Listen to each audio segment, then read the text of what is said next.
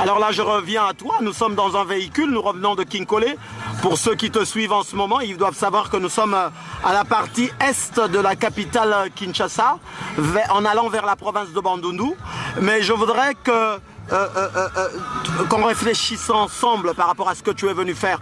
Tu es venu renforcer la capacité de tes collègues sur une formation qu'ils doivent donner sur le journalisme de paix.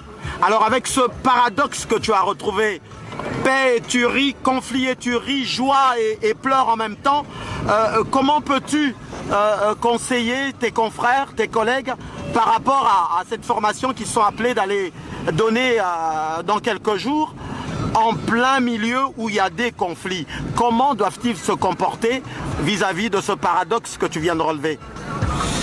Oh là là, ça serait très difficile, je pense. Moi, je ne suis pas congolais, je ne suis pas expert, mais ce que je suis sûr que mes collègues doivent développer une vision journalistique propre à eux-mêmes. Il ne faut pas écouter les Européens. Oui, la base, c'est la même, c'est universel. Journalisme, c'est journalisme.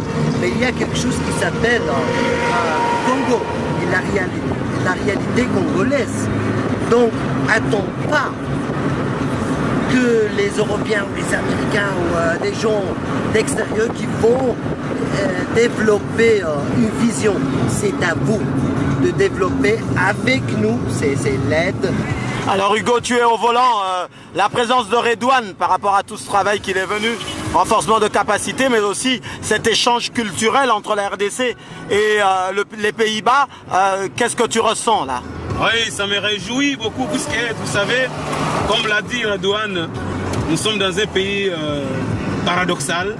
Il y a des pleurs, il y a la joie, il y a la richesse et la pauvreté. Mais nous sommes venus là dans le cadre de la paix. Vous savez, notre pays connaît beaucoup de conflits armés, des conflits ethniques, des conflits de tribus. Mais si nous, on pouvait se dire nous sommes un seul peuple, nous sommes un seul pays, une seule nation, nous pouvons donc aller de l'avant et développer ce pays.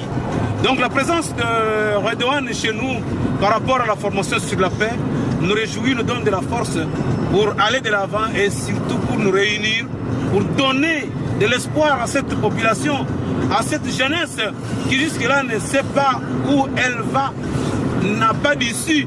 Mais je crois qu'avec la contribution de nous qui sommes journalistes, on pourra quand même amener nos dirigeants vers la table de négociation, la table de paix pour ces pays.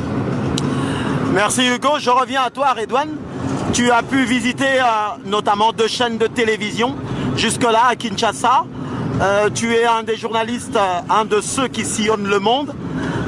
Quel conseil, quel constat as-tu fait par rapport sur le plan d'équipement, sur le plan professionnel de la presse de Kinshasa?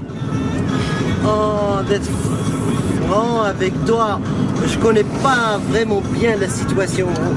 On parle de la télévision congolaise, mais ce que j'ai vu, c'est il y a une approche francophone, ce que j'ai vu.